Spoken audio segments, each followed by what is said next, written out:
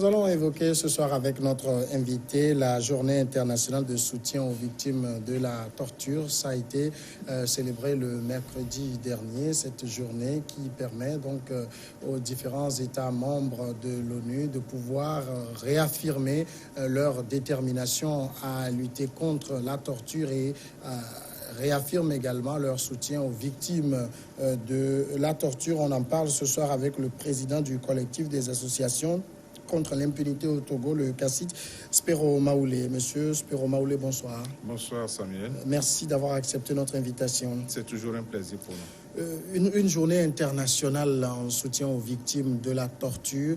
Est-ce qu'il était nécessaire d'avoir une journée du genre? C'est-à-dire, est-ce que le phénomène de torture est devenu criard au point où une journée est dédiée aux personnes qui en ont été victimes? Absolument, absolument. Je crois que d'ailleurs, c'est à notre grand désespoir. Jusqu'à aujourd'hui, on pensait que la mentalité et puis l'évolution de la démocratie était telle que normalement on devait présumer qu'il n'y aurait plus de torture. Mais malheureusement, ça continue, ça persiste, à tel point qu'aujourd'hui, on est même parti de la première définition de la torture pour l'étendre à d'autres mauvais traitements qui ont des effets similaires. Donc malheureusement pour nous, la torture demeure toujours. Et c'est avec fierté pour nous que nous essayons dans la mesure du possible d'aider ceux qui en souffrent. Et donc une journée de soutien, je pense que c'est toujours une bonne chose, compte tenu des effets néfastes que la torture produit sur ceux qui en sont victimes. Alors, cette journée de soutien, en quoi elle consiste exactement? En réalité, d'abord, la journée consiste à faire un peu de plaidoyer sur la situation de la torture. Et c'est également un moyen de tirer l'alerte par rapport à la communauté internationale et nationale sur le fléau auquel la torture. Mais pour nous, organisation de la société civile, c'est un moment de témoignage sur ce que nous arrivons à faire, ce que nous pouvons faire pour aider ceux qui ont été victimes de la torture. Et donc, généralement, c'est de façon symbolique que nous célébrons cet événement-là, étant entendu que aider, venir en soutien aux victimes de la torture, c'est une affaire de toute une année, de plusieurs mois. On ne fait que ça, on en fait beaucoup, mais bon, on dit symboliquement, on va prendre une journée pour célébrer ce soutien-là que nous apportons. Évidemment, il ne faut pas comprendre qu'on vient en soutien à la torture, mais on soutient quand même les victimes qui sont complètement détruites dans leur vie par les actes de torture. Mais on pouvait appeler ça aussi une journée internationale contre la torture, ou bien elle existe aussi? On peut l'appeler journée, je crois même qu'au départ, on l'appelait une journée contre la torture. Mais bon, ça deviendrait simplement une journée par rapport à ceux qui sont les organisations de la défense. Bon, maintenant, étant entendu qu'on voudrait l'étendre pour que chacun se sente concerné et puisse porter une aide à ceux qui sont victimes, je crois que c'est pour ça qu'il y a peut-être milité pour qu'on change la dénomination. Mais dans tous les cas, c'est une journée qui marque aussi bien l'alerte, la condamnation, et ensuite, maintenant, l'appui que nous apportons à ceux qui en sont victimes. Alors, quand on parle de torture, dans quel champ nous situons-nous? Parce que vous avez dit tantôt qu'on a étendu un peu le champ de la torture vu l'ampleur du phénomène. Dans quel champ on se situe? En réalité, quand nous parlons de torture, il y a eu une première définition qui est, jusqu'à aujourd'hui, la définition internationalement admise. C'est que vous avez produit ou bien vous avez commis des atteintes ou corporelles, ou psychologiques, ou morales sur une personne dans le but d'obtenir un résultat bien précis qui était autrefois de prendre des informations.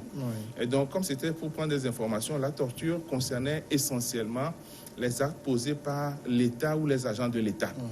Et dans certains pays, on a étendu pour dire aujourd'hui que même lorsque vous commettez le viol sur une personne qui est en détention, que ça rentre également dans la torture. Par contre, on se rend compte que le viol n'est pas forcément dans le but d'obtenir des informations. Donc, il y a certains pays qui l'ont accepté et qui ont donc fait l'extension de la définition. Et il y a d'autres qui sont allés encore plus loin pour dire que finalement la torture ce n'est pas uniquement pour les agents de l'État, mais la torture peut provenir également de simples citoyens, et notamment avec les corps regroupés.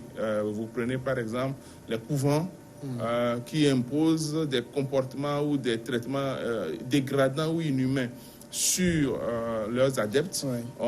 Il y a dans certains pays où on s'est assimilé également à la torture. Je crois que même à la rédaction du code pénal actuel, dans sa première monture, l'État togolais a voulu prendre cette définition-là. Elle était très extensive et du coup, elle ne se centralise pas sur les véritables personnes. Parce que malheureusement, en tout cas, ce qui est certain, c'est que si c'est une personne, un particulier, qui a des traitements dégradants sur une autre personne, la voie judiciaire est là. On va poursuivre la personne pour voie de fait, pour autre chose. Mais le problème, c'est que quand c'est l'État, on ne peut pas dire, par exemple, que l'État a commis simplement des voies de fait sur un citoyen. Il faut trouver une autre qualification qui soit plus protectrice pour les individus. On a donc pensé à la torture, et qui suppose, et qui est un crime. Absolument. Et ça aussi, on l'a vu à la rédaction de notre code pénal. Dans un premier temps, on n'a pas voulu l'incriminer. Ensuite, on est revenu là-dessus grâce aux défenseurs des droits de l'homme qui ont milité pour que ça soit changé. Et donc, aujourd'hui, c'est reconnu clairement que la torture est un crime. Et on en est également arrivé à la définition internationalement admise qui est appliquée au Togo. Et donc, c'est chaque fois que vous commettez, par exemple, des traitements, des sévices corporels, des sévices intellectuels, des sévices moraux sur une personne, des traitements inhumains, des traitements dégradants, dans le but d'obtenir des résultats. Peu importe si c'est tirer des informations ou si c'est simplement faire des menaces à une personne. Dès lors que vous avez un but précis là-dessus et que ça provient d'un représentant de l'État, c'est assimilé à la torture. Et donc, vous tombez sous le coup de la loi qui vous dit que c'est un crime. Et ensuite, pas simplement un crime, mais un crime qui est imprescriptible. Oui, justement, c'est la question que j'allais poser. Est-ce que ce crime est rendu imprescriptible? C'est rendu imprescriptible également au Togo. Donc, du coup, peu importe le nombre d'années, dès lors qu'il y aura l'occasion de vous poursuivre en justice pour être auteur d'un acte de torture, et vous serez condamné par la législation, par la loi et par les autorités judiciaires. Alors, clairement, quand on parle de torture ici, ceux qui sont les tortionnaires sont d'abord des agents de l'État, c'est ça? En principe, c'est les agents de l'État. Si ce n'est pas les agents de l'État, on va arranger ça plutôt dans les mauvais traitements ou alors dans les voies des voies de fait sur personne, dans les atteintes corporelles. Ce serait puni en matière judiciaire simplement. Mais là, c'est l'autorité administrative qui peut se charger parce que c'est une relation qu'on a avec un agent de l'État. Et donc, malheureusement, ce que nous constatons en Afrique, c'est que ces agents de l'État sont un peu protégés et donc c'est toujours difficile de pouvoir poursuivre ces gens-là. Et c'est pour ça que, par exemple, nous, au niveau du CACID, nous avons remarqué que toutes les plaintes que nous avons eu à porter sur le plan national n'ont jamais prospéré. Et dans ce cadre-là, et donc on a essayé de faire plutôt des plaintes sur le plan international. Donc nous avons saisi la Cour de la CEDEAO, nous avons saisi la Cour de l'Union africaine, nous sommes en train de faire des tentatives pour saisir également la Cour de l'Union européenne. Mais entre-temps, nous avons essayé d'autres chemins. Mais ce qui est sûr, c'est que ça ne resterait pas impuni. Alors, est-ce qu'au niveau des agents de l'État, quand il y a de ces actes de torture qui, par exemple, vous parviennent au niveau du CACID, l'État arrive très facilement à assumer la responsabilité? Bon, très facilement, d'abord, il faudrait que l'État reconnaisse. Et que l'État accepte de dédommager. Mais je précise encore une fois que ce n'est pas le dédommagement qui est le plus important. C'est la restauration de la personne même. Et ça, franchement, c'est presque impossible. C'est presque impossible parce que la personne vit définitivement avec des séquelles qui ont du mal à partir. On a eu à voir les faits qui sont arrivés à des femmes qui ont été violées en prison. Et ces femmes-là, définitivement, quand elles voient un homme elles se braquent parce que cet élément-là n'est pas parti de leur... Et donc, on les fait accompagner de façon psychologique, mais ce n'est pas suffisant. Bon, maintenant, à côté de la restauration, il faut la réhabilitation. Et la réinsertion, il faut leur permettre de revenir correctement à la société, ce qui n'est pas très évident non plus. Mais à défaut de tout ça, là, il faut au moins indemniser, donc permettre à la personne d'avoir des moyens de pouvoir poursuivre, un peu, comme dans la mesure du possible, une vie, j'allais dire normale, mais qui ne peut plus être vraiment normale. Et c'est ça qui est donné.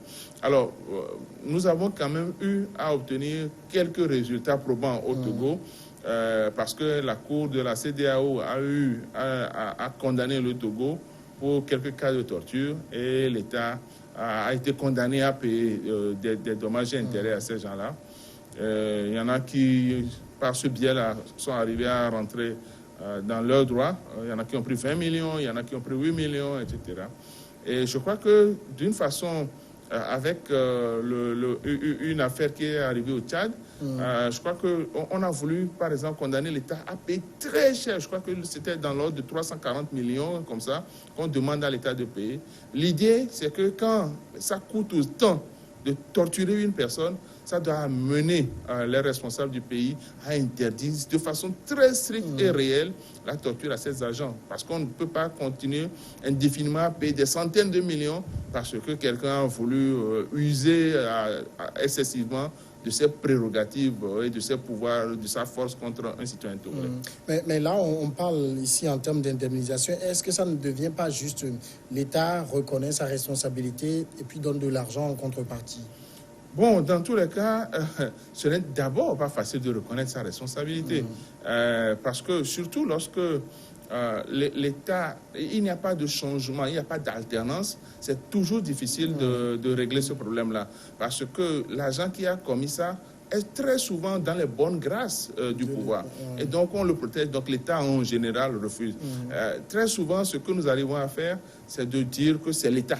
Donc, une personne X qui a agi au nom de l'État. Et donc, ça nous permet quand même de punir. Mais au fond, nous aurions bien aimé que l'État lui-même, surtout l'État togolais, puisque nous sommes au Togo, que l'État prenne toutes les mesures. Et officiellement, c'est dit qu'ils ont pris les mesures. Mais que dans le concret, on fasse tout et tout pour prohiber entièrement les situations de torture au Togo. Ça permettrait à cet argent-là qu'on envoie, mais surtout à ces citoyens-là, de ne pas être victimes de la torture. Et parce que c'est franchement avilir la personne, détruire l'image et la personnalité de cette personne-là. Alors, que ce soit au Togo ou ailleurs dans le monde, est-ce qu'il est facile d'identifier les tortionnaires eux-mêmes et de les traduire en justice? Non seulement c'est difficile d'identifier les tortionnaires, ensuite c'est difficile même d'établir la torture. Parce qu'aujourd'hui, on a quitté malheureusement le simple stade de torture physique qui est très visible. Et là encore, il faut qu'il y ait des spécialistes parce que généralement, quand on vous torture, on ne vous laisse pas repartir le lendemain. Parce que là, vous irez montrer. Et généralement, on vous garde pendant un certain temps. Et donc, c'est souvent difficile d'arriver à établir que la personne a été torturée, surtout sur le plan physique. Sauf si, par exemple, il y a eu des séquelles visibles. Et ça, bon. Mais aujourd'hui, on arrive même à faire des menaces qui sont plutôt morales. Ça peut être à l'endroit de vos parents proches, ça peut être à l'endroit de vos biens, à vous-même ou de votre personne. Donc, du coup, là, c'est plus difficile de se... Donc, déjà, c'est difficile de savoir et de prouver qu'il y a ça. Alors, à plus forte raison, difficile de pouvoir identifier ce qui est fait. Et très généralement, dans les pays où la torture prospère véritablement et malheureusement, les tortionnaires parfois se portent sur la tête une cagoule, et donc c'est difficile de les identifier. Bon, c'est dans les pays où on est tellement sûr qu'on ne sera pas inquiété, où les gens s'amusent à le faire à visage découvert, et vous donnez même leur nom, mais malheureusement, comme il n'y a pas de preuve matérielle, la personne a beau jeu de dire non, je n'étais pas là, et malheureusement, on n'a pas les moyens de prouver autre chose. Bon, maintenant, il y a ces cas-là. Mais parfois, si on sait par exemple que quand on a arrêté la personne, on l'a transférée à tel lieu de détention et que la personne arrive à dire que c'est dans tel lieu de détention qu'il y a eu la torture et que c'est avéré, donc dans ce cas, au pire des cas, on prendra le responsable du centre de détention qui va être reconnu comme étant le coupable. Bon, maintenant, il va nous être difficile de chercher si c'est telle personne en particulier qui a eu à faire ça.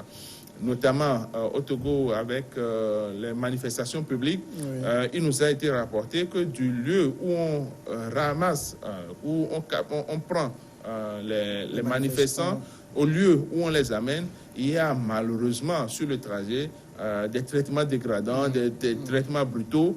Mais là encore, dans quel véhicule on les a pris, ils ne peuvent pas savoir qui était l'infraction là-bas. Là, on serait obligé de demander à leurs responsables de pouvoir donner les noms. Et ça, ce serait comme livrer l'auteur. Et donc, malheureusement, vous n'aurez pas ces informations-là. Et donc, on continuera toujours pas, nous, en tant qu'organisation de la société civile, à nous attaquer à une personne X. Et cette personne X-là est le représentant de l'État.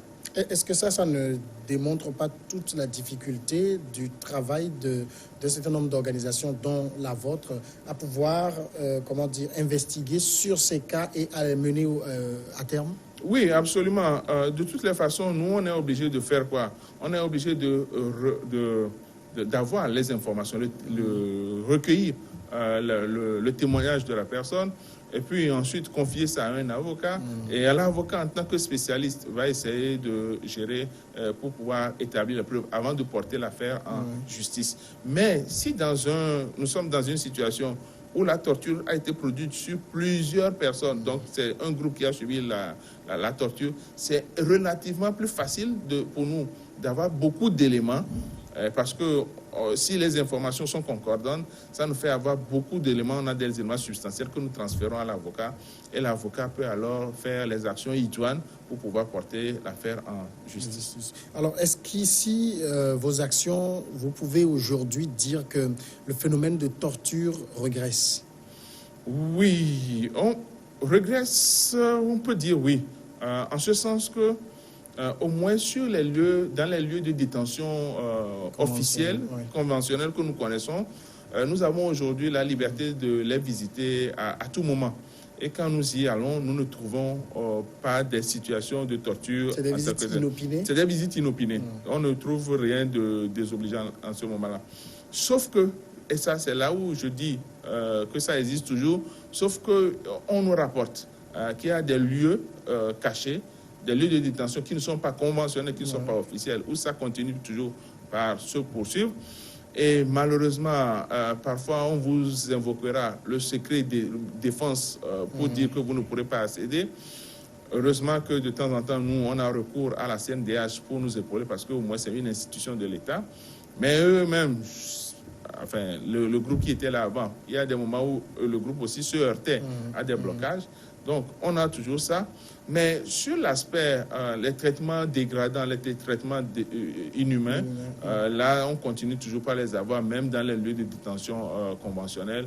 Et donc, on pourrait dire, sans chercher à noyer un poisson dans l'eau, ça c'est clair, on pourrait continuer par affirmer que la torture, malheureusement, continue toujours au Togo et que c'est vraiment déplorable. Mais il faut avouer que sur le plan, il y a eu une régression certaine et nous espérons que ça va continuer comme ça. Alors, est-ce que vous parlerez d'un manque de volonté des autorités d'en finir définitivement avec, c'est-à-dire est-ce qu'il est possible d'atteindre le seuil zéro torture? Atteindre le seuil zéro torture, je pense que ce serait illusoire en l'instant où nous parlons là. C'est envisageable parce que ça suppose d'abord que nous ayons assis une culture d'état de droit, une culture de démocratie qui soit acceptée par tous. Or, j'ai l'impression très souvent, et c'est partagé par plusieurs personnes, que de temps en temps, l'État se réserve une petite possibilité de pouvoir bafouer certaines normes juridiques, certaines normes conventionnelles, dans le but de préserver, entre guillemets, ce qu'on appellerait la protection du territoire national ou alors la protection du chef de l'État. Donc, on se garde quand même une réserve pour toujours bafouer ces droits. Donc, on ne pourrait pas dire aujourd'hui qu'on pourrait avoir zéro torture. Mais lorsque tout le monde comprendrait le jeu démocratique qui ferait que tout le monde serait, j'allais dire, tout le monde saurait qu'on ne peut pas faire l'alternance par des coups par les coups d'État et que le jeu démocratique est assez ouvert avec une démocratie complète. Je crois qu'à partir de ce moment-là, cette chasse gardée pour faire le mal serait abolie et donc on pourrait envisager éventuellement d'aller à zéro torture. Et bon, nous, ça nous aiderait, ça nous faciliterait beaucoup de choses, c'est pour ça que nous luttons. Et ça nous permettrait également de ne pas craindre nous-mêmes d'être victimes. Parce que pas plus tard qu'hier, dans une affaire, quand nous avons envoyé des gens là-bas, nos agents ont été menacés. Ça nous inquiète et nous sommes en train de faire les procédures pour saisir les hautes autorités du pays pour que ces genres de choses ne se répètent plus. Vous me permettrez malheureusement de ne pas rentrer dans les détails, mais ça a été franchement une source d'inquiétude pour nous que dans l'exercice de nos activités, qu'on aille en un lieu de détention et qu'une autorité là-bas menace ouvertement, c'est à être inquiet. Mais heureusement que ça n'a pas été au-delà des propos verbaux, donc je crois que ça peut aller. Alors justement, quand vous parlez de ce cas-là où on a une autorité qui menace, est-ce que pour l'État, ce n'est pas ces genres de choses, ne sont pas des excuses pour dire, en fait, ce sont des éléments incontrôlés. Nous, État, en tant qu'entité, nous faisons les efforts pour que la torture n'existe plus, mais il y a beaucoup d'éléments incontrôlés, indisciplinés, qui se livrent à ce genre de choses. Il est évident que dans un pays où les agents de l'État ne se sentent pas sous des tests qui sont très coercitifs et qui peuvent vraiment les sanctionner, les gens peuvent faire des excès de zèle. Et d'ailleurs, parfois, on a l'impression que ces zèles-là sont récompensés parce qu'il y a des rapports où des non sortent. Mais au lieu que la personne soit déchue de ses droits, on voit plutôt une forme de promotion de cette personne-là. Et donc, à partir de ce moment où il y a une promotion pour le mal qui est fait, vous imaginez que beaucoup vont chercher à faire du mal pour avoir les meilleures promotions. Donc, aujourd'hui, ce n'est pas de dire simplement ce n'est pas simplement de faire des déclarations de bonne volonté. Il faut aller au-delà de ces déclarations-là en prévoyant des mesures coercitives et très fermes pour éviter tout cela. Quand, par exemple, un homme de troupe saura que, attention, si je torture et que dans les rapports, mes patrons savent, même si il n'y a pas le cacique qui viendra dire quelque chose, on va m'envoyer en tôle, on va me faire ceci, on va me faire ceci. Je crois que les gens réfléchiraient par deux fois. Nous avons fait beaucoup de formations, de renforcement de capacités. Hier, j'ai suivi, par exemple, le directeur de la FOSE qui disait, par exemple, qu'ils ont beaucoup de programmes de formation pour leurs agents. Il y a des programmes de formation, les gens savent ça. Maintenant, au-delà de ça, il faudrait prévoir des mesures de sanctions contre ces gens-là pour que les uns et les autres fassent un peu plus d'efforts. Alors, les rapports qui vous parviennent d'un certain nombre de pays, peut-être avec lesquels vous collaborez, est-ce que là-bas, on est sur la même pente que le Togo, c'est-à-dire une pente glissante en matière de torture, ou bien il y a des États où carrément c'est en vogue? Vous me permettrez quand même de ne pas donner ces genres de références par rapport à l'aspect négatif, parce que malheureusement, on a eu à rencontrer plusieurs autorités administratives de ce pays qui brandissent ce qui se fait de mal dans d'autres pays pour dire nous, on vaut mieux. Il ne s'agit pas de valoir mieux, il s'agit d'être les meilleurs. Et nous avons les moyens de l'être. Il y a des pays qui, il y a quelques années, étaient encore plus voyous, entre guillemets, que le Togo. Mais aujourd'hui, ces pays ont fait des bons extraordinaires. Le Togo, avant, à une époque donnée, était carrément au fond. Le Togo a fait des bons.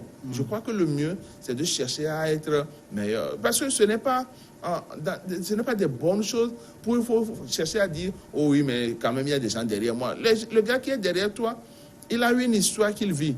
Ne l'assimile pas. Nous aussi, avec notre histoire, on peut chercher à faire mieux. Parce que la torture ne se fait pas sur quelqu'un d'extérieur, c'est sur nos propres concitoyens. Et donc, je crois que c'est utile pour nous de ne pas nous comparer par rapport à ceux qui font mal, mais plutôt par rapport à ceux qui font bien et chercher à faire ça. Quand vous prenez les organisations qui sont en Europe, en Europe même, l'Europe, j'allais ajouter occidentale, vous vous rendez compte qu'il n'y a pas des organisations de la société civile qui luttent vraiment contre la torture et qui agissent sur leur propre terrain. Ces gens-là cherchent plutôt des moyens pour venir nous aider en Afrique. Et on ne peut pas nous dire que nous n'avons pas le génie suffisant pour arriver à cette hauteur-là. Et donc, c'est ce qui nous manque et il faut arriver à ça. Dernière question, Spiro Maoulé. On est aujourd'hui dans un contexte particulier quand on parle torture versus terrorisme. Est-ce que ce contexte-là ne justifie pas? Nous avons la chance au Togo de ne pas connaître véritablement le terrorisme et que Dieu nous préserve d'arriver à ce stade-là. C'est vrai que par rapport au conflit, à ce fléau qu'est le terrorisme, ça appelle parfois à des réponses assez musclées. Mais même dans ça, il ne faut pas oublier que les conventions internationales sont claires. Même si vous prenez un terroriste, il a le respect de sa dignité humaine qu'il faut toujours respecter. Donc, ça peut être, parfois, on abuse. Et il y a des gens qui seront assez souples pour vous dire, bon, la fin a justifié les moyens. Mais quand on sait que c'est très facile de verser dans la dérive et de s'éloigner de ce qui est réellement la vraie motivation, il vaut mieux refuser tout cela pour dire que même en période de crise terroriste, il faudrait faire l'effort de respecter la dignité humaine, donc en ne pratiquant pas de la torture. Aujourd'hui, il y a plusieurs façons de faire des investigations pour avoir les réponses. Donc, on n'est pas obligé de pratiquer des traitements inhumains sur une personne pour avoir des réponses. Vous avilissez la personne. Et pire encore, parfois, le drame, c'est que il y a des gens qui sont obligés de reconnaître ce qu'ils n'ont pas fait, juste pour pouvoir faire cesser la douleur. Et donc, vous risquez d'incriminer des innocents qui ne vous donneront aucun résultat réel. Et malheureusement, eux, ils auraient perdu leur dignité dans ça. Spiro Maoulé, merci d'être passé répondre à nos questions. Le plaisir est pour nous. Vous êtes le président du collectif des associations contre l'impunité au Togo. Nous allons marquer la pause, nous regardons ensemble le journal et puis on se retrouve dans une dizaine de minutes pour Regard Croisé.